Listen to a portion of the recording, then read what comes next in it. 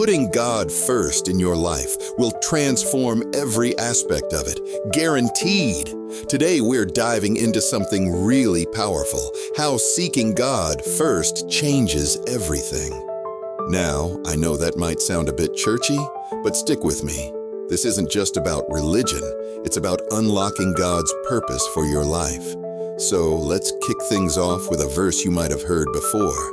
Jesus said in Matthew 6:33, "But seek first the kingdom of God and His righteousness, and all these things will be added to you." But what does that really mean? Well, that's what we're going to unpack today. First things first, the kingdom of God. It's not just about getting a ticket to heaven, folks. It's way more immediate and practical than that. When we talk about God's kingdom, we're talking about yielding our lives to God as the sovereign King. It's like saying, "God, you're in charge. My life is yours to direct." Now here's where it gets really interesting. When you yield to God like that, He doesn't just pat you on the head and say, "Good job."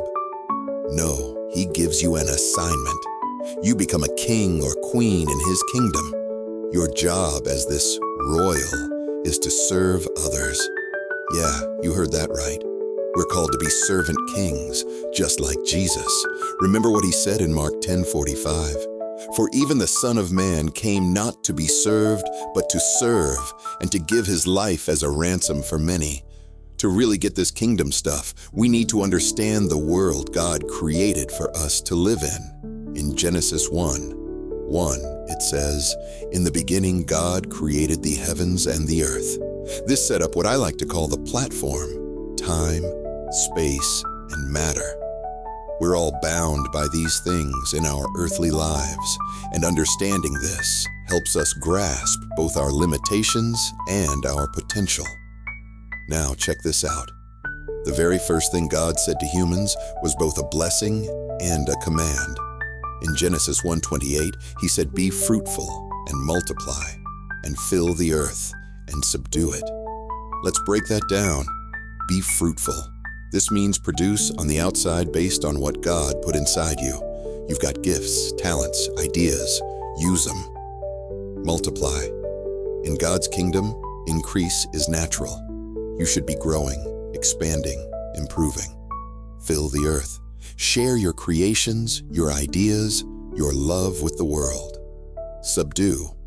Yeah, you're going to face obstacles when you're pursuing your purpose, but God's saying, overcome them. Here's something cool I've realized. God set up time, space, and matter for specific purposes. Time is for becoming.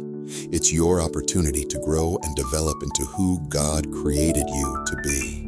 As Paul says in Philippians 1:6, "And I am sure of this, that He who began a good work in you will bring it to completion at the day of Jesus Christ." Space is for doing. God gave us room to act and create. Think about it. If you were all wrapped up with no space to move, what could you do? Nothing.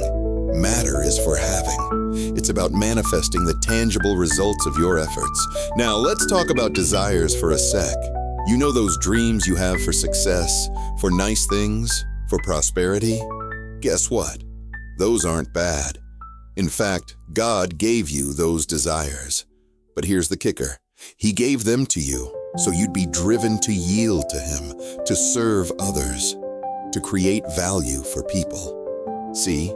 When we try to do more to get more, we often hit a wall. We realize we can't do it on our own strength, and that's exactly the point. That frustration is meant to drive us back to God, to become more like Him, as Peter puts it in 2 Peter 1:4. We're meant to become partakers of the divine nature. So, here's the bottom line, friends. Seeking God's kingdom is about aligning your whole life with His purpose. It's a journey of becoming, doing, and having, all while serving others and growing closer to God. When you seek His kingdom first, everything else falls into place. I want to encourage you today. Take some time to reflect on how you can yield more of your life to God. Ask Him to show you the amazing plans He has for you. Remember Jeremiah 29. 11. For I know the plans I have for you, declares the Lord, plans for welfare and not for evil, to give you a future and a hope.